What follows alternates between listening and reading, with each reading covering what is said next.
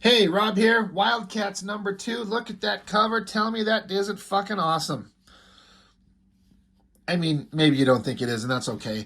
I was looking at very recently here about another comic with some hollow foil covers.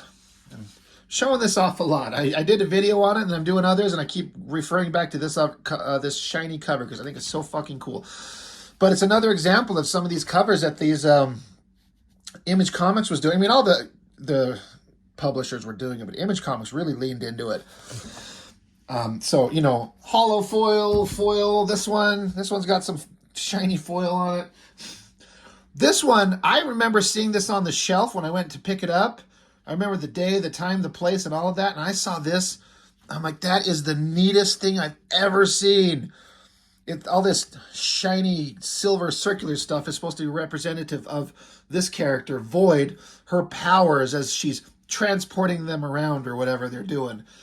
I think that's an interesting use of a cover. Why wouldn't they do this on something like this on issue 1?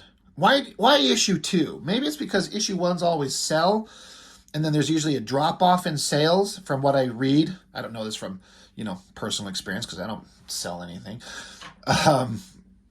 But maybe that was the point. Well, we're going to do this crazy hollow foil cover to keep sales up. I don't know if that's how things actually worked for Image Comics because it seemed like everything was selling. But, it is what it is. It looks good. We looked at Wildcats #1 here recently. Like, we're going to do the entire miniseries.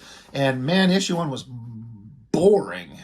For being honest, the thing that was interesting about it, most interesting, is that it was Jim Lee. It was Image Comics year 1. It was Jim Lee's first issue on his own, not connected to X-Men. And we might remember it being awesome for nostalgic reasons, but upon reread, it fucking sucks. Let's be honest. Like, it really was not as interesting characters and plot lines and story that reads well. It does not. It sucks. Does it get any better with issue 2? Not really. It's more of the same. Kind of standard everyday stuff.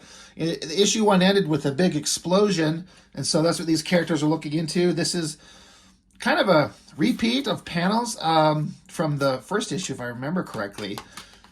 Oh, yeah, because there's a scene where Void, this character, jumped into view like this, but this time she's got all the Wildcats characters with her. Like, the team has come together. They're not quite a team officially yet, but that's what's going on. Not a bad kind of splash page. It's all right. It's literally, is it?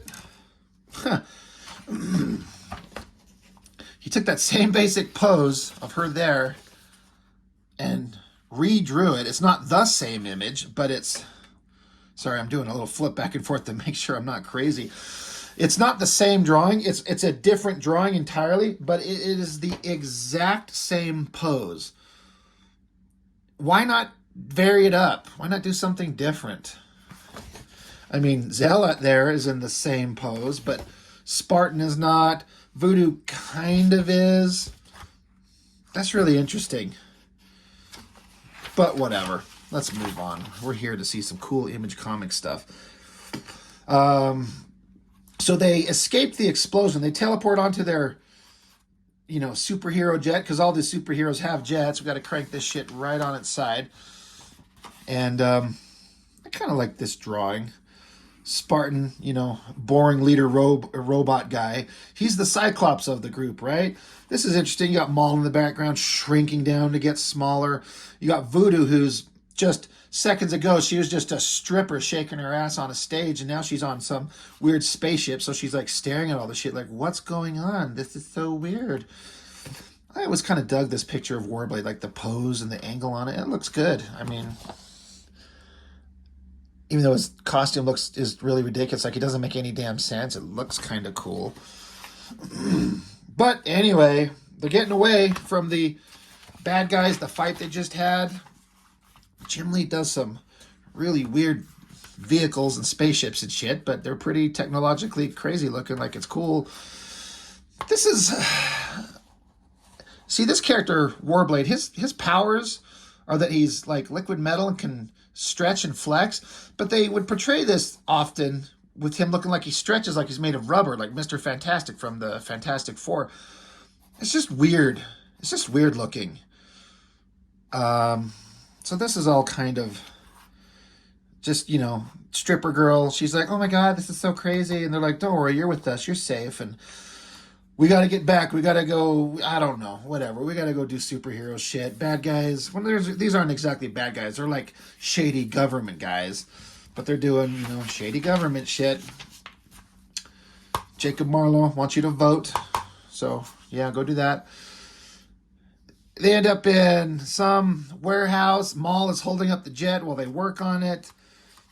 They're talking, setting up the future stories. It's just so compelling. It's so exciting.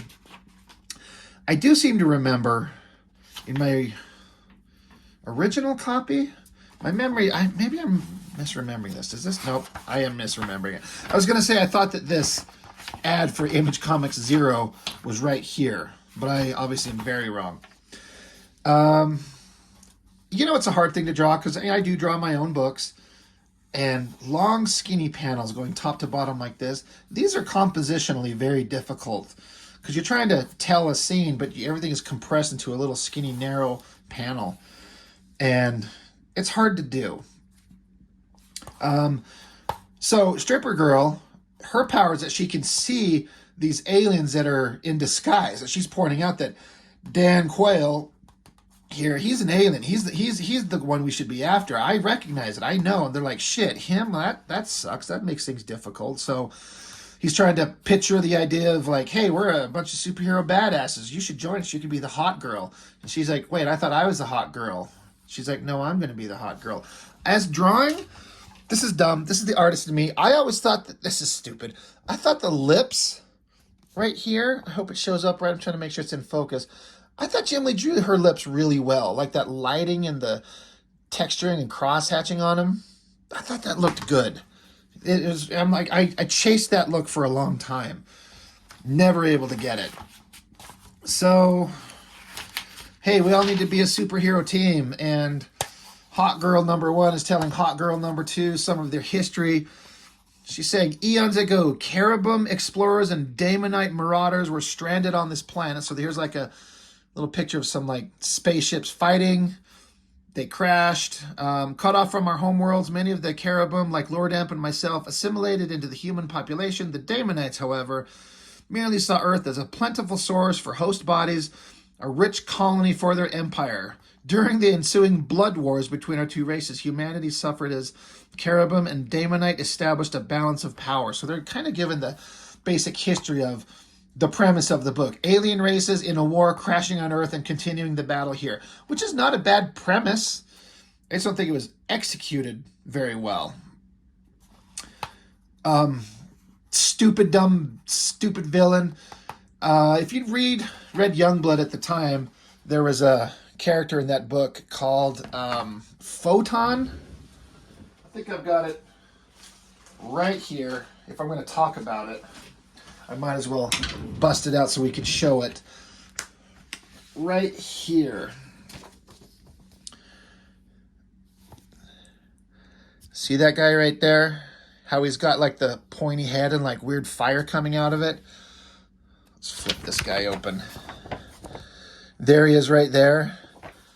You look at him, he's got the same thing. So I think he's supposed to be a Daemonite who are like lizard creatures, like this thing here, but he's possessing a body of one of these alien guys. You know, while I have this book out, I don't mean to go back to Youngblood number 1, but it's like home team and away team. I remember rewatching my video on this, and it's something like I should have pointed out. Not that it matters, but we're doing it because we're here already. So this is the team, the home team. This guy right here, his name is Combat. He is listed as part of the home team.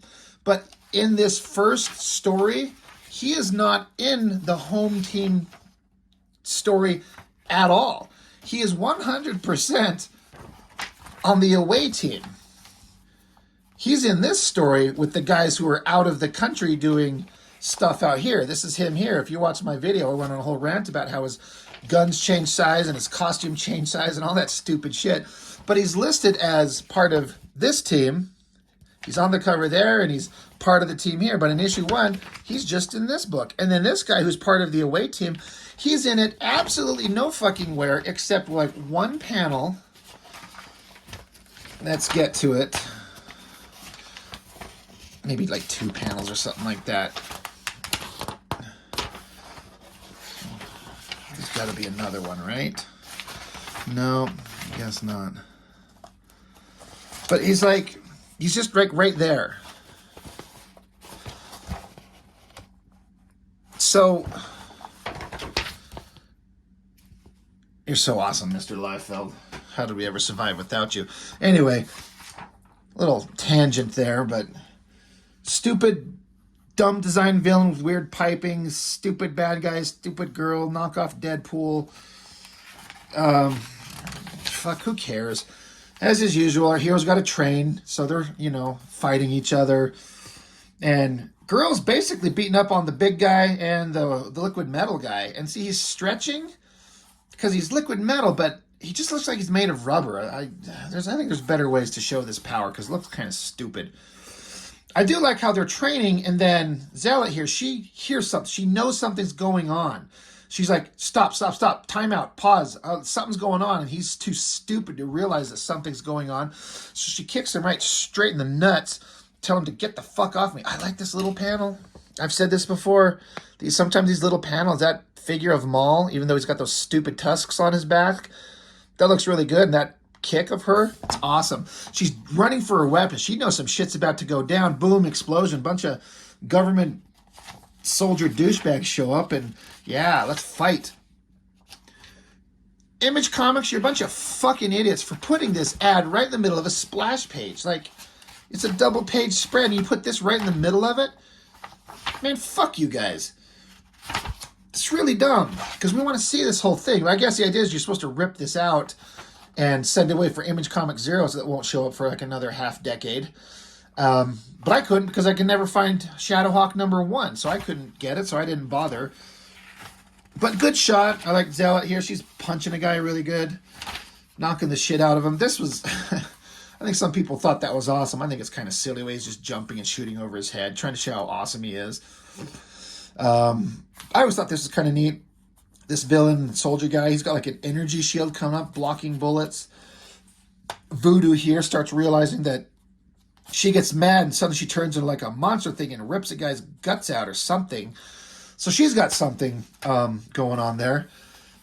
Jacob Marlowe, he takes a gun and blows this guy's kneecap off. Now, what's interesting right here, way down the line, I'm going to say issue 15, I think it is, of Wildcats. They handed the story over to, I believe it was James Robinson, and he had a story of some government soldiers who knew the Wildcats characters and had a history with them a long time ago. And the leader of the team is this guy. Now, you don't see him. He's just a faceless guy in some, like, Iron Man robot suit, right? I'm going to reposition my camera here a little bit. And this is just a throwaway scene where... Sorry, I'm trying to reposition this thing here. Where, Marlowe blows his kneecap off and then has a gun to his head and says, stop or I'll fucking kill him. And, Lynch is like, well, hold on, let's not do that. Let's not be rash. But as an interesting point, that writer, James Robinson, again, if I have the name right, he took whoever the human is in this suit, he got his knee blown off. And it turned out that he's really bitter and pissed and hates him and crafts a story where he is now the leader of like a strike team for the government, a bunch of good guys, a bunch of soldiers, and they're required to go after the Wildcats. But the question is he going to exact revenge on him for screwing up his leg? I'm like, what a brilliant little, we're going to take this throwaway panel of an unnamed, faceless human and make him a main focus of a story. This first miniseries of Wildcats is boring as shit. Nothing really happens. But that was an interesting take to that writer, and he wrote a story that I think is way more interesting based off this one little panel right there. So just interesting little sidebar on that as well. But government guys saying, hey, I don't like you, you don't like me, but we need to team up because some bad guys are going to do some shit. So they talk, we need to join forces, blah, blah, blah, we're going to do that. Evil alien Dan Quayle, knockoff Deadpool, hot bladed girl, We see alien guy showing just how alien and evil he is. I like this lizard-looking arm, the way his face, especially here, turns into this, like, showing, like, the creature coming out of him. I think that looks really good. That's Jim Lee doing some good stuff there. So, yeah, Wildcats, they're sneaking into a base. They decide they gotta go. Like, Maul, dive in there. Boom, big explosion. Stupid, dumb Deadpool knockoff gets knocked over. Then he gets out his little laser staff and busts Maul. I always like this drawing, this laser blast hitting him, the energy. It's just always interesting that these guys get hit with some kind of giant energy blast and it doesn't hurt him or kill him or anything. You think this would kill a guy. Maybe it's set on stun, right? But as a drawing, I like it.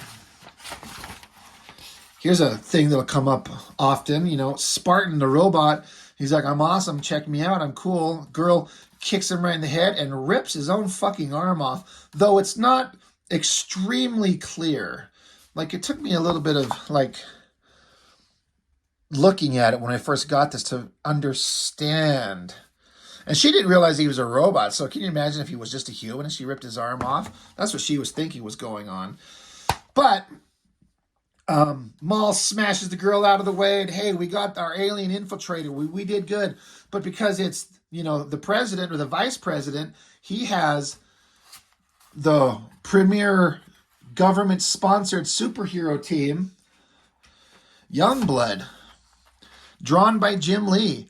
So you got Youngblood, you got the home team here, you know, Shaft, Combat, Chapel, Die Hard, Bad Rock, drawn by Jim Lee. That's pretty good, I think, and that's interesting, and it's a logical, universal character crossover. Like, the government would have a superhero team, the superhero team that's run by the government on hand to fight this rogue superhuman team. It makes sense. That's what would happen. So, pretty cool. And then it goes off some more bad guys sitting around doing, we're bad guys, we're doing some bad guy shit. The end. So, the interesting part of the whole story is Jim Lee's team is about to face off against Rob Liefeld's team. That's interesting. I think we're all here for that. We're all interested in that. I think maybe the most interesting thing in this book is this little backup few-page story. Will's Protasio's Wetworks. This is their first appearance, as far as I understand. This is way before the issue ever came out. This is 92. I think it was 96 or 97 when the actual first issue came out. I've actually done a video on Wetworks #1, and I can't remember what year it was. But I think this looks really cool. You know, they're covered in this gold goo, and Protasio does shiny gold material really well. Like, he can make that look really good. This design looks interesting. I like how he's facing off against some bad guys, and he's just shooting them right in the face. Protasio's crazy layouts, it works really well. I just think it all looks really good. You know, he had something that really works, and it's working here. And it's just a kind of a quick little, another boring DC insert. But it's pretty damn good. A guy carrying like giant Gatling guns. That's really cool. And I thought this bottom drawing right there, that face, that profile, the gear on it and everything, looks really good. That looks really neat. This was super exciting. Oh my God. Homage Studios Talent Search. You bet your happy ass I submitted my work to that. I need to gut out those pages. They are so god-awful. They are so terrible. 15, 16-year-old me, maybe 17, I applied to that. Or, you know, sent in my artwork. It was really stupid for me. But I think this is where they found J. Scott Campbell. Anyway, we were really excited about that. You know, if you could draw, you're like, oh my God, they want to hire you? You're so excited for it. Anyway, Wildcats #2. Cool looking cover, mediocre guts. Ended on a pretty interesting high note of seeing Wildcats versus Youngblood. We're going to see these two teams fight. That's awesome. That's one of the best elements of Image Comics. They each have their own teams, their own characters, and if you want to, you could discuss it with each other. Let's get them together. Let's have them fight. Let's do some cool stuff. And they did. So fun. That's a fun little look at early Image Comics, Wildcats number 2. So that's all I got for now. Thank you for watching. Let's get together for the next one. See ya.